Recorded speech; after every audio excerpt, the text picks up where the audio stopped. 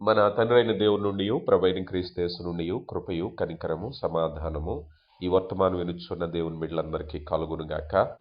ఈరోజు మన పాఠ్యాంశము విలక్షణ సూత్రము. ప్రియులరా, ఈ దినము అనగా 5వ తేదీ జనవరి మాసం 2026వ సంవత్సరం సోమవారం దినపు ధ్యానాంశము విలక్షణ సూత్రము. ప్రియా దేవుని బిడ్డలారా, అనుదినము అందించబడుతున్న ఆత్మీయ వర్తమానాల ద్వారా మీరు ఎంతగానో ఆశీర్వదింపబడుతున్నారని, ఆత్మీయంగా బలపడుతున్నారని మేము విశ్వసిస్తున్నాం, ప్రార్థిస్తున్నాం. ప్రియులరా, మనం ప్రార్థించుకుని వాక్య ధ్యానంలోనికి వెళదాం. పరిశుద్ధాత్మ నడిపింపు కొరకు ప్రార్థన చేద్దాం. తలలు వంచండి, కళ్ళు మూసుకోండి. ప్రార్థన. శక్తివంతుడైన దేవా, ప్రేమ కలిగిన మా తండ్రి, నిత్యుడగు తండ్రి, నిన్న నేడు నిరతము ఏకరీతిగా ఉన్న మా దేవా, మీకే మహిమ, మీకే ఘనత ఆరోపిస్తున్నామయ్యా. శ్రేష్టమైన ఈవులను అనుగ్రహిస్తూ జీవాధిపతి, మా మేలు కొరకైనటువంటి ఆత్మీయ సంగతులు అనునిత్యము మాకు తెలియపరుస్తున్న దేవా, మీకే మహిమ చెల్లిస్తున్నాం అయా. వినగల చెవిని, గ్రహించగల మనసును దయచేయండి. రక్షణ లేని వారు రక్షణ పొందుటకును, రక్షణ పొందిన వారు ఆత్మీయంగా ఎదుగుటకును కృపణిస్తున్నారు అయా. ఎన్నికలేనటువంటి మమ్ములను పరిశుద్ధ జనాంగంగా జరిగించటానికి మీ ప్రియకుమారును మా కొరకు బలియాగంగా అర్పించిన మీ ప్రేమను బట్టి మహిమ చెల్లిస్తున్నాం. విమోచకుడా, మీ ప్రేమను, మీ సంకల్పాన్ని ఎరిగి ఉండుటకు చక్కని జ్ఞానాన్ని మాకు దయచేయండి. మీ దాసునిగా నన్ను మరుగుపరిచి కేవలం వర్తమానాన్ని మాత్రమే బయలుపరిచి తద్వారా సమస్త మహిమ, ఘనత, ప్రభావాలు మీరే పొందుకోమని క్రీస్తు నామములో అడిగి వేడుకొంచున్నాం తండ్రి, ఆమెన్. ప్రియులరా, ఈరోజు ఒక విభిన్నమైన పాఠాన్ని మనం నేర్చుకోబోతున్నాం.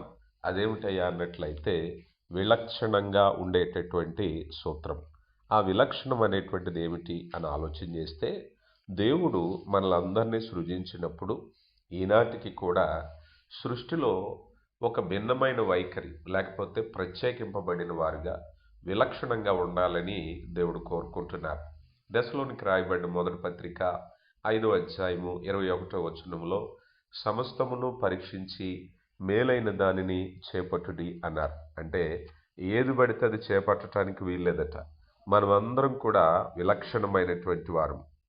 ఈరోజు లోకంలో అనేక రంగుల్లో వ్యత్యాసం ఉంది, అలాగే కూరగాయల్లో వ్యత్యాసం ఉంది, పళ్ళల్లో వ్యత్యాసం ఉంది, రంగుల్లో వ్యత్యాసం ఉంది, రుచిలో వ్యత్యాసం ఉంది. ఇలాగ రకరకాలుగా మనం చూస్తూ ఉంటాం. బైబిల్ గ్రంథంలో కూడా మనం చూసినట్లయితే దేవుడు అనేకమైనటువంటి స్పష్టమైన తేడాలను బైబిల్ గ్రంథంలో చూపించారు. అందులో మనం చూస్తే ఆదికాండము 1వ అధ్యాయంలో ఆకాశము, భూమి అనే మాటను చూస్తాం. అలాగే ఆదికాండం 1వ అధ్యాయం 4వ వచనంలో వెలుగు, చీకటి అనే భావాన్ని చూస్తాం. ఆదికాండం 1వ అధ్యాయం 5వ వచనంలో రాత్రి, పగలు అనే వ్యత్యాసాన్ని చూస్తాం. ఆదికాండం 1వ అధ్యాయం 27వ వచనంలో పురుషుడు, స్త్రీ అనే వ్యత్యాసాన్ని చూస్తాం. ఆదికాండం 2వ అధ్యాయం 9వ వచనంలో మంచి చెడులు అనే వ్యత్యాసాన్ని చూస్తాం కదా. అలాగే లేవికాండంలోకి వచ్చేసరికి 10వ అధ్యాయం 10వ వచనంలో పవిత్రమైనవి, అపవిత్రమైనవి అనే వ్యత్యాసాన్ని చూస్తాం. అలాగే ద్వితీయోపదేశకాండము 22వ అధ్యాయం 5వ వచనంలోకి వచ్చేసరికి పురుషుల దుస్తులు, స్త్రీల దుస్తులు అన్నారు.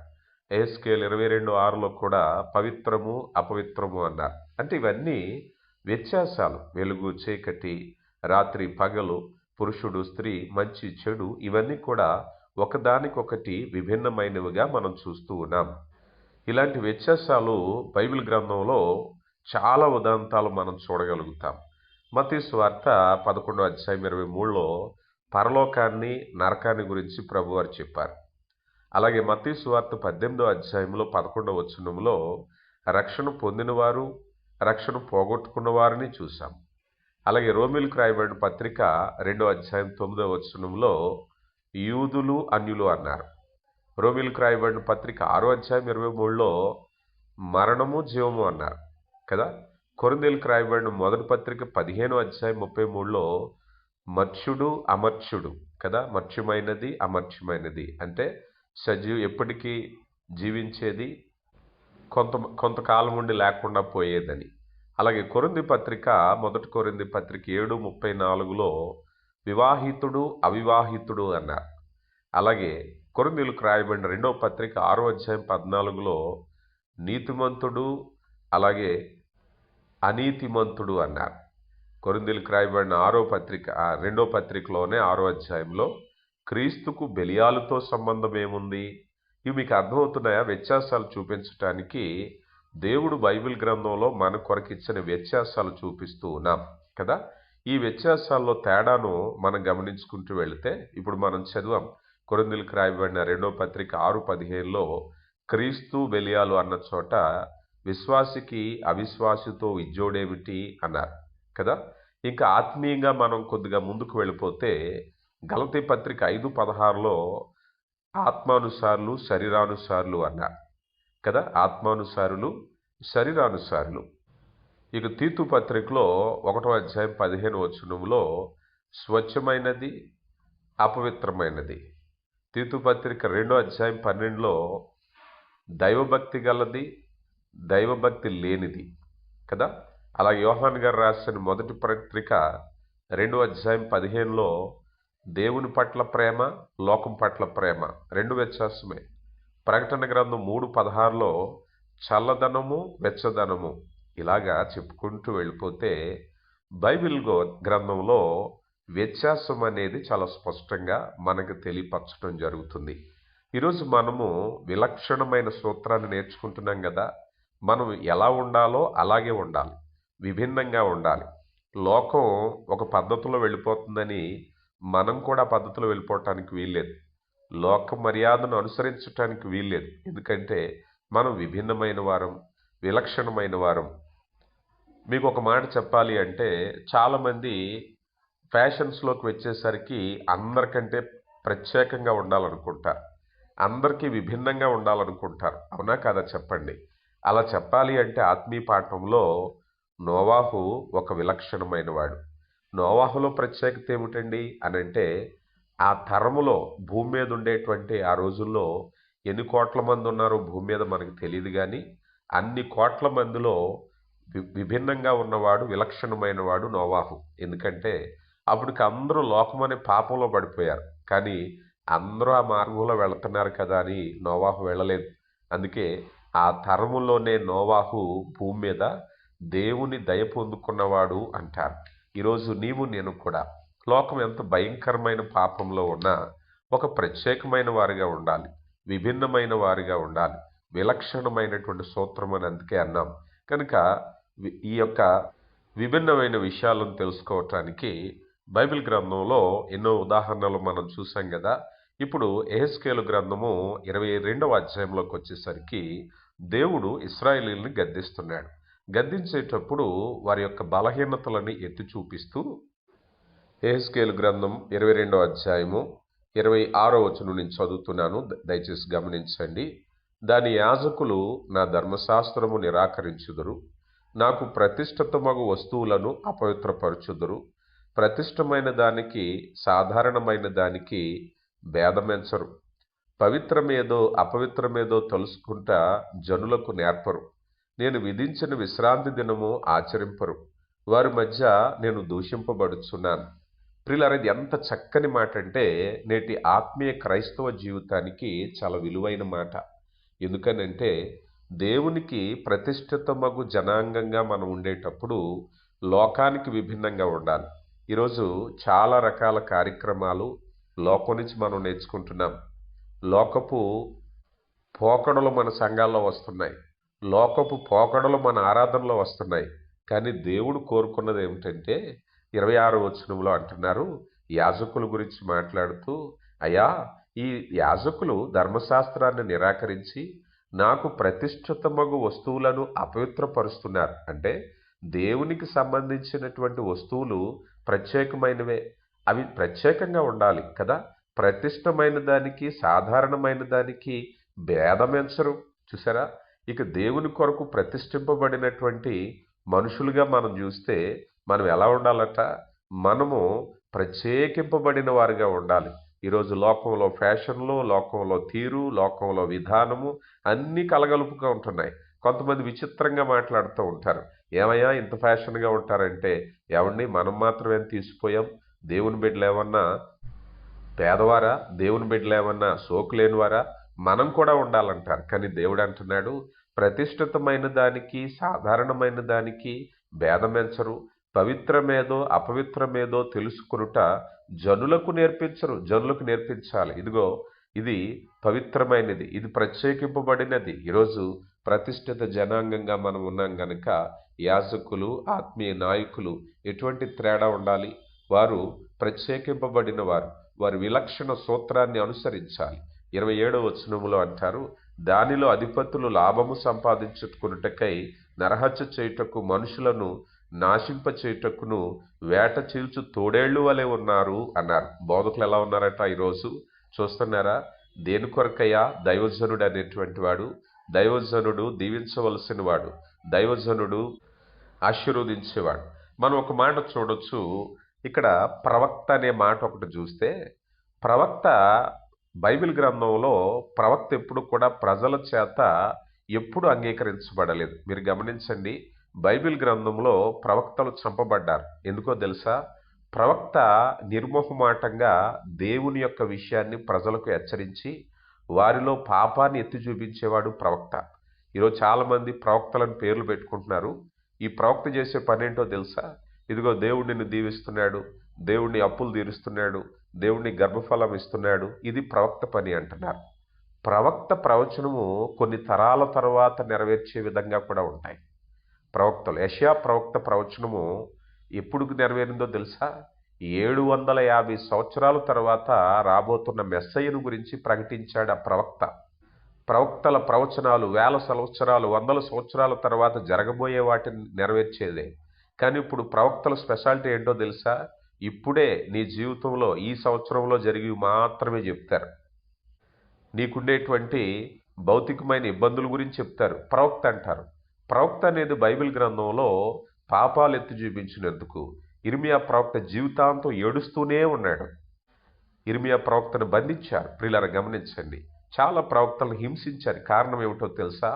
ప్రవక్త మనిషిలో, సమాజంలో ఉండేటువంటి పాపాన్ని ఎత్తి చూపించి మీరు మారండయ్యా, మీరు శిక్షకు లోనైపోతారు అని హెచ్చరించేవాడే ప్రవక్త.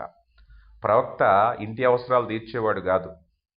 ఏలియా ప్రవక్తను మనం చూస్తే, ఏలియా ప్రవక్త ఆహాబు, యెజబేలు పాపం చేస్తుంటుండగా రాజు సముఖానికి వెళ్ళి ఏలెత్తి చూపించాడు తప్పిదాన్ని, పాపాన్ని చూపించాడు. ప్రియులారా గమనించండి. ఇలాగా మనం బైబిల్ గ్రంథంలో ఈ ప్రవక్తల గురించి కనుక మనం చూసినట్లయితే, ప్రవక్తలు ప్రజల యొక్క ఆమోదం ఎక్కువ పొందుకోలేదు. ఎందుకంటే సమాజములో ప్రజల్లో ఉండేటువంటి పాపాన్ని ఎత్తి చూపించేవాడు. అందుకే దేవునికి ప్రతిష్ఠుడైనటువంటి ప్రవక్త విలక్షణమైన వాడు. ప్రియులారా గమనించండి, ఈరోజు మనం ప్రవక్తలను పిలిచేవారు చాలా విభిన్నంగా ఉంటారు.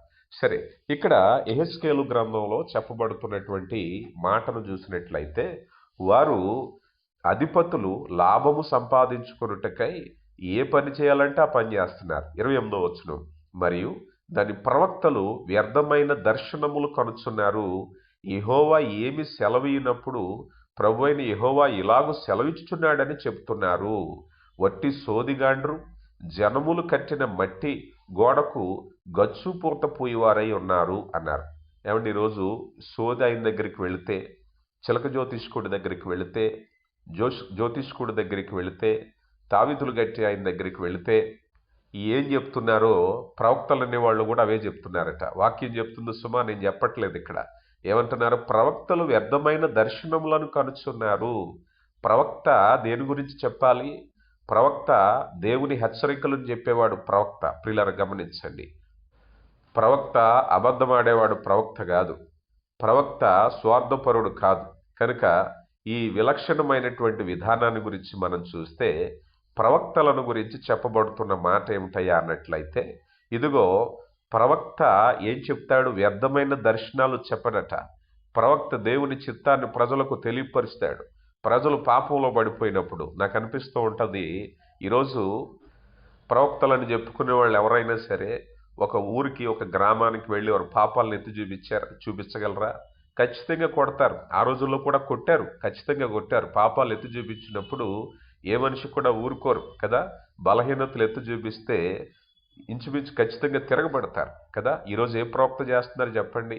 ఈరోజు ప్రవక్త వచ్చిన మాటకు తీపి కబుర్లు చెప్పి కానుకలు తీసుకోవడం తప్పించి ఒక వ్యక్తి వచ్చినప్పుడు వేలు పెట్టి ముఖం మీద చూపించి, ఇదిగో నీలో ఈ పాపం ఉంది గనక వెళ్ళి ఈ పాపాన్ని సరి చేసుకో, లేకపోతే దేవుడు నిన్ను శిక్షించబోతున్నాడు, దేవుడు నీకు పరలోకంలో పరలోక రాజ్యంలో స్థానం లేకుండా చేస్తాడని ఎవరైనా చెప్పగలుగుతున్నారే చెప్పండి? ప్రవక్త మనుషులను, దేశాన్ని సిద్ధపరిచేవాడు ప్రవక్త నీ కోరికలు తీర్చేవాడు కాదు, కేవలం దేవుని చిత్తాన్ని నెరవేర్చేవాడు ప్రవక్త. ప్రియులారా గమనించండి, కొరింథీయులకు రాయబడిన 2వ పత్రిక 6వ అధ్యాయము 14వ వచనంలో మనం చూసినప్పుడు, కొరింథీయులకు రాయబడినటువంటి 2వ పత్రిక 6వ అధ్యాయము 14వ వచనంలో, మీరు అవిశ్వాసితో జోడిగా ఉండకుడి. ప్రియులారా ఇక్కడ యెహెజ్కేలు గ్రంథంలో చూసినప్పుడు అక్కడ ప్రతిష్టమైన దానికి ప్రతిష్టత కాని దానికి వ్యత్యాసాన్ని చూపించట్లేదని దేవుడు చెప్తున్నారు. ఎందుకంటే దేవుని కొరకైనటువంటి మనము ప్రత్యేకింపబడిన వారము, ప్రతిష్ఠింపబడిన వారము, లోకంలో వేరేగా జీవించాలని చెప్పబడే వాళ్ళం. కానీ ఈరోజు లోకంలో ఉన్న వారికి మనకి వ్యత్యాసం లేదు. ప్రియులారా గమనించండి, అదే ఇక్కడ చెప్తున్నటువంటి మాట. కొరింథీయులకు రాయబడిన పత్రిక 6వ అధ్యాయం 14లో, మీరు అవిశ్వాసులతో జోడుగా ఉండకుడి, నీతితో దుర్నీతితో ఏమి సాంగత్యము, వెలుగునకు చీకటితో ఏమి పొత్తుక, క్రీస్తునకు బెలియాలతో ఏమి సంబంధము, అవిశ్వాసికి విశ్వాసితో పాలెక్కడిది, దేవుని ఆలయమునకు విగ్రహములతో పొందెక్కడిది, మీరు జీవముగల దేవుని ఆలయం ఉన్నారు, అందుకు దేవుడు ఇలాగూ సెలవిచ్చుచున్నాడు, నేను వారిలో నివసించి సంచరించుతును, నేను వారి దేవుడునయుందును, వారు నా ప్రజలయుందురు. ప్రియులారా గమనించండి, వారి దేవుడునయుందును, వారు నా ప్రజలయుందురు అన్నారు. ఎప్పుడో తెలుసా? మనం ప్రత్యేకింపబడినప్పుడు. ఇక్కడ చెప్తున్నారు, మీరు అవిశ్వాసితో జోడుగా ఉండకుండా ఉన్నప్పుడు ఆయన మనతో ఉంటారు కదా. నీతికి దుర్నీతితో ఏం సాంగత్యం? ఒక ప్రశ్న. దేవుడు నిన్ను నన్ను దేనికి ఎంచుకున్నాడు? నీతిమంతులుగా ఉండడానికి, దుర్నీతితో సాంగత్యం చేయటానికి కాదు. లోకంలో నీతిమంతులుగా విలక్షణంగా ఉండడానికి, నీతిమంతులుగా విభిన్నంగా ఉండడానికి, నీతిమంతులుగా ప్రత్యేకింపబడిన వారిగా ఉండడానికి. వెలుగునకు చీకటితో ఏం పొత్తు? మనం చూసాం ఆదికాండ గ్రంథంలో చూసినప్పుడు మొట్టమొదటిగా ఆయన చెప్తూ ఉన్నారు. మొదటి అధ్యాయం 4వ వచనంలో ఆయన వెలుగును చీకటిని వేరుపరిచారు. వెలుగు వేరు, చీకటి వేరు. వెలుగు చీకటి కలవదు. కానీ ఈరోజు వెలుగు చీకటి కలపడానికి ప్రయత్నిస్తూ ఉంటారు. పరిశుద్ధుడే, క్రైస్తవుడే, దేవుని నమ్ముకున్నవాడే, కానీ పాపంలో, లోకంలో ఉండడానికి ప్రయత్నిస్తారు. కానీ దేవుడు అంటున్నాడు, వెలుగుకు చీకటికి సంబంధం ఏమిటయ్యా? కనుక వెలుగుకి చీకటికి పొత్తు ఏమిటి? క్రీస్తునకు బెలియాలతో సంబంధం ఏమిటి? అసలు క్రీస్తు ఎవరు? క్రీస్తు పరిశుద్ధుడు, పాపాన్ని జయించినవాడు, మరణాన్ని జయించినవాడు, లోకాన్ని జయించినవాడు. బెలియాలు ఎవరు? బెలియాలు పాపంలో ఉండటానికి చేసే ప్రయత్నము, శరీరాశకు సంబంధించినది, విశ్వాసులను చెడగొట్టేది, విశ్వాసులను పాడు చేసేది. అలాంటి క్రీస్తుకు బెలియాలతో సంబంధం ఏమిటయ్యా? మీరందరూ క్రీస్తును ధరించుకున్నవారు కదా. మీరు ఈరోజు క్రీస్తును సంబంధించుకున్నవారుగా, ఈరోజు విమర్శలు కాదు కానీ కొన్ని ఆరాధనలో కొంతమంది ఆ దైవజనులు, సేవకులు అనేటువంటి వారు కూడా లోకములో ఉండేటటువంటి విధానాలను ఆరాధనలోనికి జొప్పించి అవి సరైనవని బొంకటానికి ప్రయత్నిస్తున్నారు. ప్రియులారా గమనించండి, దేవుడు కోరుకుంటున్నాడు ప్రత్యేకత, దేవుడు కోరుకుంటున్నాడు విలక్షణము. ఎందుకంటే ఈరోజు లోకంలో ఉన్న విధానాన్ని అనుసరించొద్దని. అందుకే చెప్తున్నారు, క్రీస్తుకు బెలియాలతో ఏమిటయా సంబంధం? ప్రియులారా పరిశుద్ధాత్మ లేఖనాలు ఎంత స్పష్టంగా ఉన్నాయంటే, ఇదిగో క్రీస్తుకు బెలియాలతో సంబంధం ఏమిటి? అవిశ్వాసికి విశ్వాసికి పాలెక్కడ? అవిశ్వాస అంటే ఏమిటయా? అవిశ్వాస అంటే ఇదిగో పునరుద్ధానం లేననేవాడు, దేవుడు లేడనేటువంటి వాడు. కానీ మన విశ్వాసులం, మనం జీవాన్ని నమ్ముతున్నాం, ప్రభు నమ్ముతున్నాం, పునరుద్ధానాన్ని నమ్ముతున్నాం, రాబోతున్నటువంటి ప్రభు రాకడని నమ్ముతున్నాం. అవిశ్వాసకి ఇవేమీ లేవు. అవిశ్వాస అంటే ఏమిటి? లోకంలో ఈ నేటి దినాన్ని తినుము, తాగుము, సుఖించుము, ఏ విధమైన నిరీక్షణ లేదు, విశ్వాసం లేదు, మారుమనసు లేదు, పశ్చాత్తాపం లేదు. కానీ మనము విశ్వాసం కలిగిన వారు, రక్షణ నమ్ముతున్నాం, పాపక్షమాపణ నమ్ముతున్నాం, క్రీస్తు ప్రభుని అంగీకరిస్తున్నాం. ప్రియులారా గమనించండి, దేవుని ఆలయమునకు విగ్రహములతో ఏమి పొందిక? ఈరోజు లోకం మనల్ని అనొచ్చు, ఏవయ్యా క్రీస్తు ప్రభును చూసావా? మరణం తర్వాత ఏం జరుగుతుందో నీకు తెలుసా? నిరీక్షణ కలిగిన వారు, మేము విలక్షణమైన వారు, మేము లోకంలో ప్రత్యేకింపబడిన వారు, మా నమ్మకము, మా విశ్వాసం విభిన్నంగా ఉంటుంది. మీలాంటి తర్క జ్ఞానంతో కుదిరేది కాదు, మీలాంటి ఆలోచనలు కాదు. మా ఆలోచనలు చాలా భిన్నంగా ఉంటాయి. దేవుని ఆలయమునకు విగ్రహములతో పొందికేమిటి? ఎందుకంటే దేవుని ఆలయం అయ్యా మేము దేవుని ఆలయంతో నింపబడిన వారు, మాలో దేవుని ఆత్మ పరిశుద్ధాత్మ ఉంటుంది, మంచి తలంపులు ఉంటాయి. ఎందుకంటే విగ్రహాలతో పొందుకేమిటి? విగ్రహము శరీరానికి సంబంధించింది, విగ్రహము శరీర కోరికలకు సంబంధించింది. మనము జీవము గల దేవుని ఆలయమై ఉన్నాం. మిమ్మల్ని ఎవరైనా ఎప్పుడైనా అడిగారా పాపం చేయాలని అనిపించట్లేదా? ఇదిగో లోకంలో ఎలా బ్రతుకుతున్నారండి పాపం చేయకుండా? లోకంలో ఎన్నో సంతోషాలు ఉన్నాయి. ఎందుకంటే మేము విభిన్నమైన వారం, మేము దేవుని ఆలయము. అయా, దేవుని ఆలయములో దేవుని తలంపు ఉంటుంది, మా ప్రభువుని సంతోషపెట్టే విషయాలు ఉంటాయి. ఎందుకనంటే ఇదిగో మాలో విగ్రహాలు లేవు, మాలో వ్యసనాలు లేవు, మాలో జోదము లేదు, మాలో పాపము లేదు. కారణం ఏమిటయ్యా అంటే దేవుని ఆలయమై ఉన్నాం. కనుక ఎప్పుడైతే మేము అలాగున్నామో ఇదిగో దేవుడు మాలో సంచరిస్తున్నాడు. నేను వారి దేవుడునయుడును, వారు నా ప్రజలయుందురు. ప్రియులారా, గమనిస్తున్నారా? దేవుని ప్రజలుగా మనము విభిన్నమైన వారిగా ఉండాలని దేవుడు కోరుకుంటున్నారు. ఈరోజు దేవుని కొరకు ఒక ప్రత్యేకమైన వ్యక్తిగా నువ్వు ఉన్నావా? మనం గమనిస్తే దావీదు ఆ తరంలో అతడు ఒక విభిన్నమైన వాడు. యోసేపు ఐగుప్తు దేశంలోనే ఒక విలక్షణమైన వాడు. ఆ వయసులో విలక్షణంగా ఉన్నాడు, అందరి పిల్లవాళ్ళలాగా లేడు.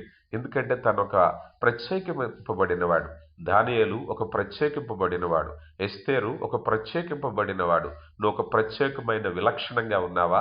ప్రియులారా, గమనించండి. ఈ పాఠాన్ని రేపటి దినాన్ని కొనసాగిందాం. శ్రద్ధగా వాక్యాన్ని వినండి. దేవుడు మిమ్మల్ని దీవించునుగాక. ప్రార్థించుకుందాం. కృపగలిగిన దేవ, ప్రేమ నమ్మకం కలిగిన మా కన్న తండ్రి, మీకే మహిమ చెల్లిస్తున్నాం. ఎత్తబడిన వాక్యాన్ని మా హృదయంలో ఫలింపులోనికి నడిపించండి. అయా, విన్న వాక్యాన్ని విని విడిచిపెట్టకుండా గైకొని జీవించటానికి కృప దయచేయండి. మా హృదయంలో విత్తబడిన వాక్యము నీరు కట్టిన తోట వలె ఫలింపులోనికి నడిపించండి.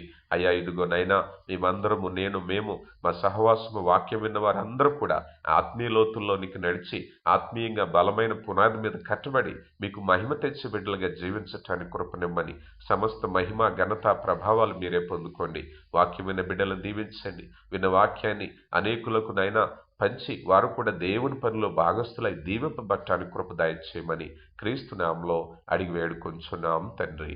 ఆమేన్.